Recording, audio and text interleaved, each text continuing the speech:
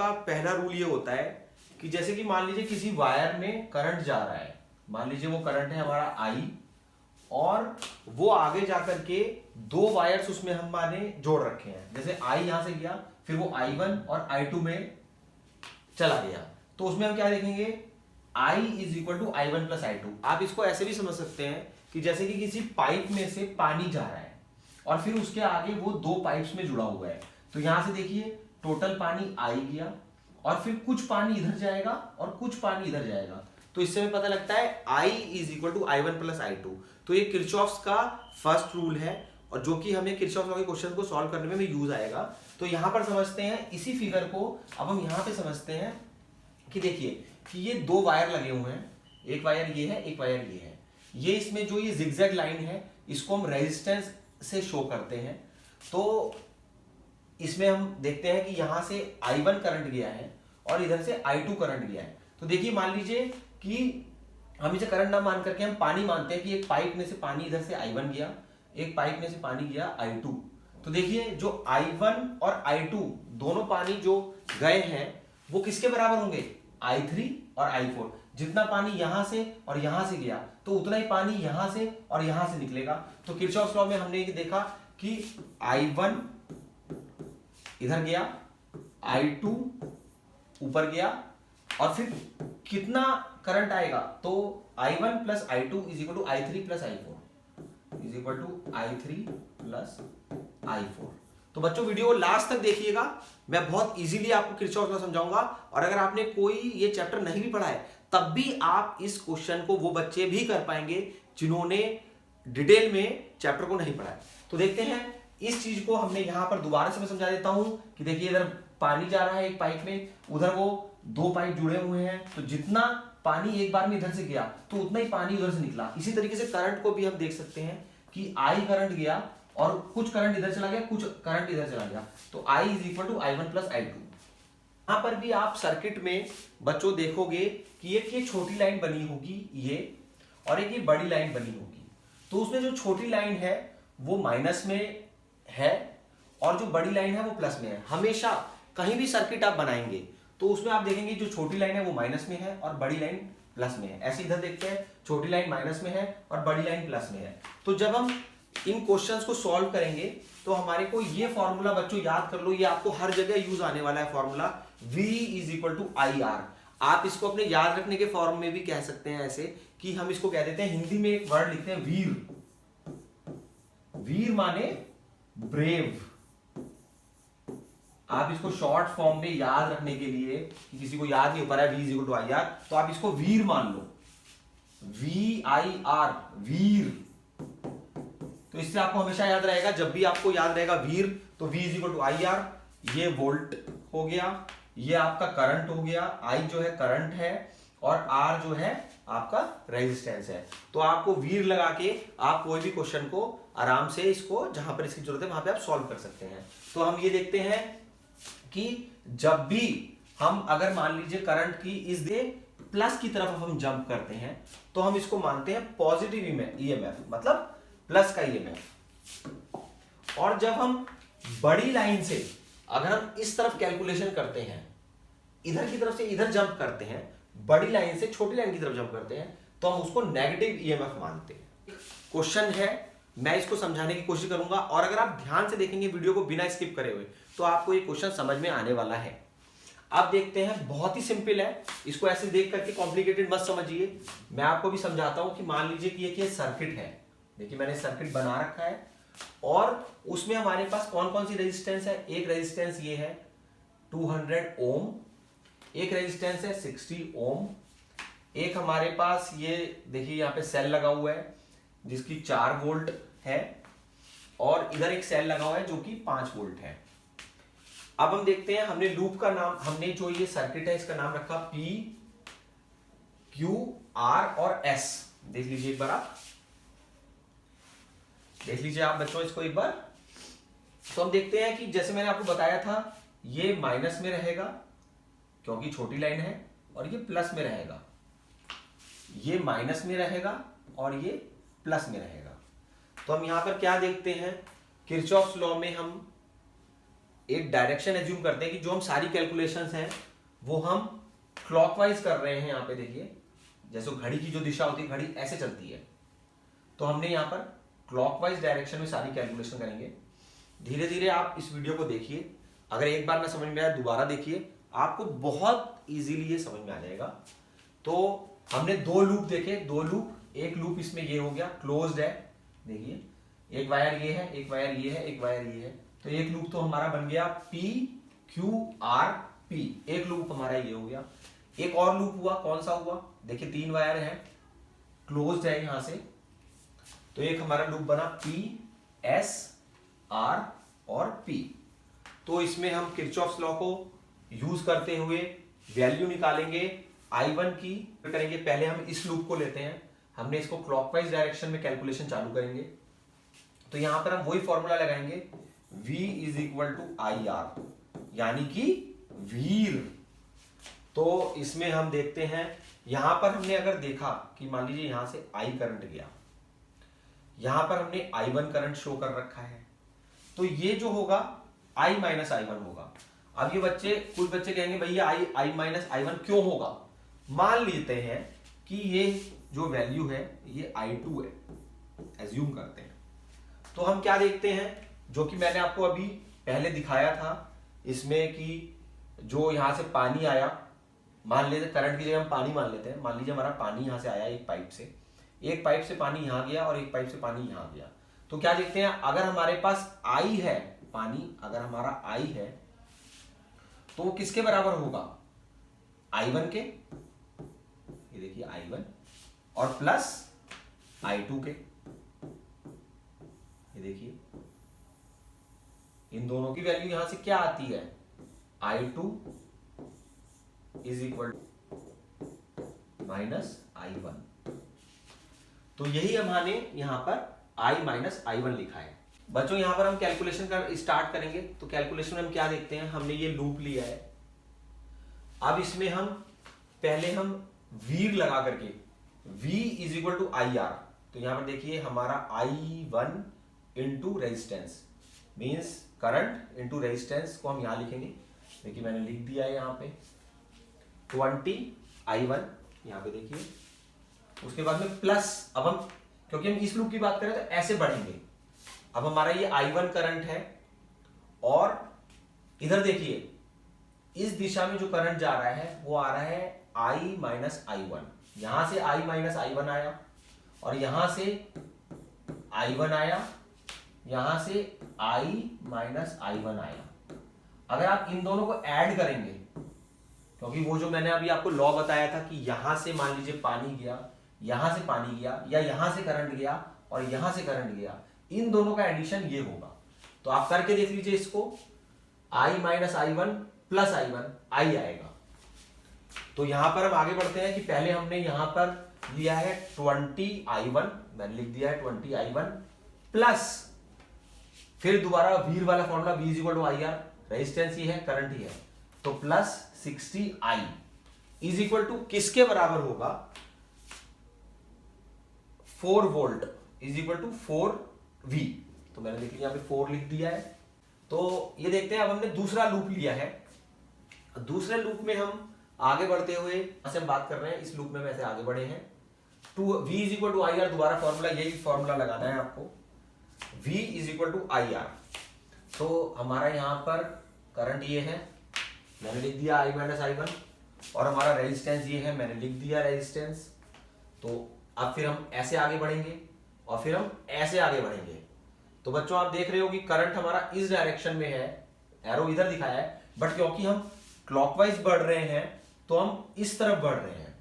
तो मैंने पहले लिखा 200 इंटू I माइनस I1, अब मैं दोबारा क्या लिखूंगा, माइनस I1 इंटू 20, देखिए मैंने लिखा माइनस I1 इंटू 20, क्यों लिखा, क्योंकि हमारे को इस डायरेक्शन में कैलकुलेट करना था, बट करंट जो है इस तरफ I1 है, तो इस तरफ क्या हो जाएगा, ये माइनस I1, तो मैं लिखूंगा माइनस I1 इंटू 20, मैंने लिख दिया है minus I1 into 20 is equal to, क्योंकि हम बड़े की तरफ से, अब ये क्लॉकवाइज डायरेक्शन में है हम ऐसे चल रहे हैं, ऐसे चल के हम ऐसे आए और हम बड़ी लाइन की तरफ से मतलब प्लस की तरफ से माइनस की तरफ जा रहे हैं, तो हमें यहां पर ये इसको माइनस में लिखना पड़ेगा। इस लूप में हमने क्या करा था, हम क्लॉकवाइज डायरेक्शन में ऐसे चल रहे थे, इधर हम देख रहे हैं छोटे से बड़े की तरफ जा रहे हैं, इसलिए मैंने यहां पर प्लस लिखा हुआ है। अब जब आप इसको सॉल्व करेंगे इस इक्वेशन को, यहां पर मैंने इसको 3 से मल्टीप्लाई करा है, इससे 2 से मल्टीप्लाई करा है, सिंपल मैथमेटिकल कैलकुलेशन है।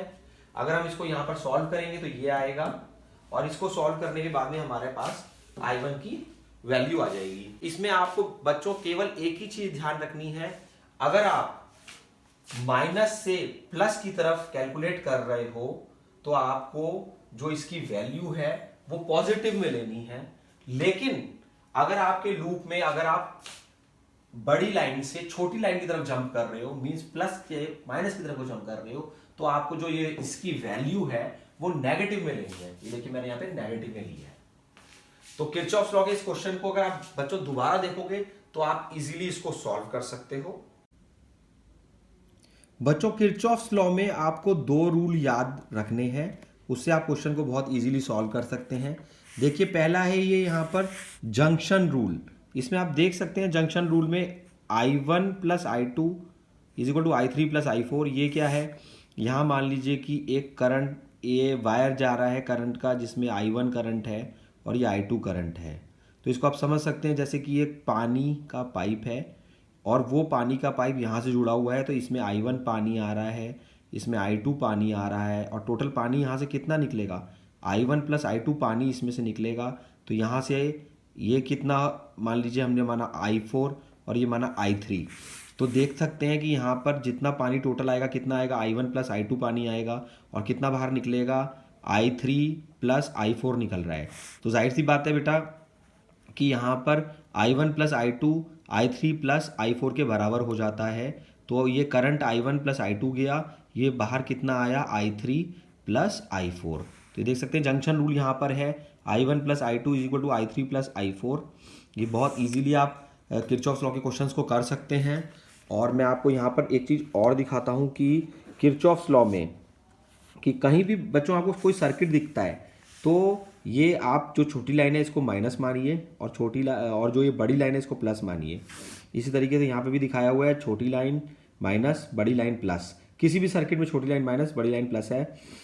जब भी आप किरचॉफ्स लॉ के क्वेश्चन सॉल्व करोगे तो उसमें क्या है कि अगर आपकी डायरेक्शन आप यहाँ से यहाँ पे जंप करते हो, मीन्स माइनस से प्लस में जंप करते हो, तो आपको इसको पॉजिटिव में लेना है। आपको जब मैं अभी क्वेश्चन अभी आपको दिखाऊंगा तो आपको इजीली समझ में आ जाएगा कि इसका क्या मतलब है, मैं क्या समझा रहा हूँ। अभी आपको सिर्फ इतना याद रखना है कि अगर आप इधर से इधर जंप करेंगे तो आपको प्लस में लेना है। यहाँ देखिए हमने लिखा है पॉजिटिव EMF, और अगर आप पॉजिटिव टर्मिनल से नेगेटिव टर्मिनल की तरफ जंप करेंगे, मीन्स यहाँ ये जो प्लस लिखा है बड़ी लाइन से छोटी लाइन की तरफ जंप करेंगे, तो आपको नेगेटिव में लेना है EMF।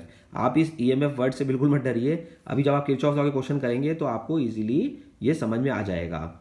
ये सर्किट है, जैसे मान लीजिए बेटा ये सर्किट है, इसमें हम क्या देखते हैं कि एक हमारे पास यहाँ पर एक सेल लगा हुआ है, एक हमारे पास यहाँ पे सेल लगा हुआ है। तो ये मैंने आपको बताया था कि ये छोटी लाइन को हमेशा माइनस लिखना है, बड़ी लाइन को हमेशा प्लस लिखना है।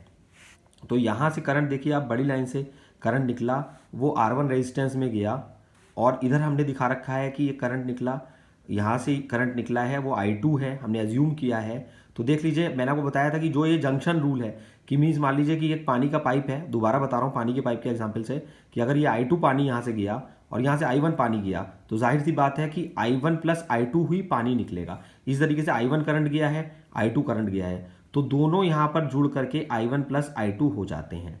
ये देखिए इसलिए I1 प्लस I2 हो गया। ये जंक्शन रूल है किरचॉफ्स का, जो मैंने आपको भी यहाँ पर समझाया था वो अप्लाई होता है। तो किरचॉफ्स लॉ के जो क्वेश्चन हम करते हैं उसमें हम क्या करते हैं कि एक बार इस तरीके की डायरेक्शन को बना लेते हैं, जैसे कि ये क्लॉकवाइज डायरेक्शन हो गई, घड़ी की दिशा क्लॉक की डायरेक्शन में, इसको हम कैलकुलेट करेंगे।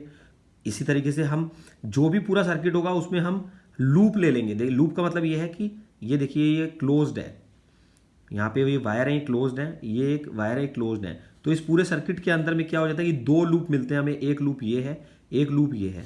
तो हम लूप वाइज कैलकुलेट करते हैं किरचॉफ्स लॉ के क्वेश्चंस को।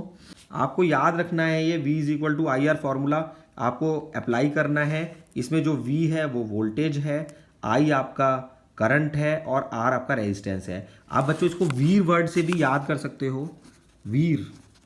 ये देखिए ये पूरा जो है वीर हो गया है। V is equal to I R आपको ये जगह जगह इसमें किरचॉफ लॉ के क्वेश्चन में आपको इसे अप्लाई करना होगा। एक क्वेश्चन दिया हुआ है बच्चों, पूरे वीडियो को लास्ट तक देखिए, स्किप मत करिए। इजीली आप इस क्वेश्चन को कर पाएंगे। अगर आपने पूरा चैप्टर नहीं भी पढ़ा है फिर भी आप इस क्वेश्चन को कर पाएंगे। देखिए इसमें एक हमारे पास नेटवर्क दिया हुआ है, PQRS एक नेटवर्क दिया हुआ है। तो उसमें हम देखते हैं कि एक यहाँ पर इन्होंने बैटरी लगाई हुई है। देखिए PQ क्वेश्चन में पढ़ते हैं, PQ has a battery of 4 volt. देखिए ये जो बड़ी लाइन है इसको हम कह रहे हैं positive terminal connected to P। PS has a battery of 5 volt. देखिए ये PS वायर है, उसमें एक बैटरी लगी है 5 वोल्ट। देखिए P पॉजिटिव टर्मिनल से कनेक्ट है, S नेगेटिव टर्मिनल से कनेक्ट है। Ammeter of 200 ohm, resistance is connected between P and R। P और R के बीच में कनेक्टेड है। Calculate the reading of milliammeter, इसकी रीडिंग को हमें कैलकुलेट करना है। रीडिंग का मतलब कि जो इसके अंदर करंट फ्लो कर रहा है हमें वो कैलकुलेट करना है। तो यहाँ पर क्या क्वेश्चन में हमें I1 को कैलकुलेट करना है। तो ये देखिए हम इसके अंदर किरचॉफ लॉ को अप्लाई करेंगे। एक बार आराम से बच्चों इस सर्किट को आप देख लीजिए, क्वेश्चन में देख लीजिए इस सर्किट को, कि मैं आपको दोबारा समझा देता हूँ। ये 4 वोल्ट की एक बैटरी यहाँ कनेक्टेड है, एक यहाँ 5 वोल्ट की बैटरी कनेक्टेड है। इसमें ये देखिए मिली एमीटर है एक 20 ओम का, जिसके अंदर से जो करंट जा रहा है उसकी हमें रीडिंग को फाइंड करना है, मीन्स हमें I1 को फाइंड करना है। और यहाँ 60 ओम है, ये 200 ओम है। PQRS कहते हैं applying Kirchhoff second law to loop PRQP। PRQP में हम किरचॉफ का सेकंड रूल लगाएंगे। इसमें हमने इसको क्लॉकवाइज डायरेक्शन में कैलकुलेट करना है। तो देखिए अगर ये I1 है तो हम इस डायरेक्शन में बढ़ रहे हैं, तो मैं इसको लिखूंगा V is equal to I R. VIR वाला फॉर्मूला लगाएंगे, V is equal to I R. यहाँ पर मैंने लिखा I1 इंटू 20 ओम, तो ये आ गया 20I1। और फिर हम इधर की तरफ से ऐसे आगे बढ़ रहे हैं इस दिशा में, तो यहाँ पर हमारा फिर वीर का फॉर्मूला लगता है, V is equal to I R. R हमारा 60 ओम है, I लिख दिया, तो 60 इंटू I। तो this V R plus this V R is equal to इसके वोल्टेज के बराबर होता है। V is equal to I R इधर का, V is equal to I R इधर का इज इक्वल टू इसके बराबर होता है। जब से पॉजिटिव की तरफ जंप करेंगे तो इसको प्लस में ही लेंगे, तो इसलिए इसको लिखा V is equal to I R 20I1। फिर हमने इसको लिखा V is equal to I R 60I is equal to 4 volt. तो यहाँ पर मैंने माइनस में नहीं लिया, प्लस में लिया, क्योंकि ये माइनस छोटे से बड़े की तरफ जंप कर रहा है। ठीक है, तो ये हमारा एक लूप का कैलकुलेशन हो गया है। अब हम दूसरे लूप की तरफ बढ़ते हैं, PSRP। अब दोबारा हम क्लॉकवाइज कैलकुलेट कर रहे हैं। तो यहाँ पर हमने वीर फॉर्मूला लगाया, V is equal to I R. Current हमारा है I माइनस I1 को 200 से मल्टीप्लाई करा। फिर हम इस तरफ बढ़ते हैं, तो इस तरफ बढ़ते हैं तो देखते हैं कि करंट की डायरेक्शन तो इधर है, लेकिन हम बढ़ रहे हैं इधर। तो अगर इस तरफ I1 है तो इसको लिख देंगे हम माइनस I1। तो देखिए मैंने यहाँ पे लिखा माइनस I1 इंटू 20। फिर हम ऐसे बढ़े, फिर ऐसे बढ़े, और फिर हम ऐसे बढ़े। अब देखिए ये प्लस से माइनस की तरफ, मतलब बड़ी लाइन से छोटी लाइन की तरफ जंप कर रहे हैं, इसलिए मेरे को यहाँ पर माइनस लेना पड़ा। इसमें हमने देखा था कि अगर हम छोटी लाइन से बड़ी लाइन की तरफ जंप करते हैं तो प्लस EMF लेते हैं, पॉजिटिव EMF लेते हैं, और अगर बड़ी लाइन से छोटी लाइन की तरफ जंप करते हैं तो नेगेटिव EMF लिया था। हमने पॉजिटिव EMF लिया था क्योंकि इसकी डायरेक्शन में हम इधर से इधर जंप कर रहे हैं, छोटी लाइन से बड़ी लाइन की तरफ जंप कर रहे हैं, तो पॉजिटिव EMF लेंगे। और इस लूप में क्या देखते हैं हम कि हम बड़ी से छोटी की तरफ जंप कर रहे हैं, तो क्या करना है, उसको नेगेटिव में लेना है। अब जब आप इसको कैलकुलेट करेंगे, सिंप्लीफाई करेंगे, तो ये आएगा। इसमें कहते हैं कि मल्टीप्लाइंग 1/2, सिंपल मैथमेटिकल कैलकुलेशन है इसके बाद में। देखिए मल्टीप्लाइंग 1/2, देखिए 1 जो इक्वेशन है उसको 2 से मल्टीप्लाई करके ये 8 आ गया है। बच्चों इस क्वेश्चन को आप खुद सॉल्व करो, देखने की आप वीडियो देख देख के इसको सॉल्व करोगे तो आप इस क्वेश्चन को बहुत ईजिली कर पाओगे। और जो हमारी सेकंड इक्वेशन है इसको 3 से करा, इसको सब्सट्रैक्ट करने के बाद में I1 की वैल्यू आ गई हमारी।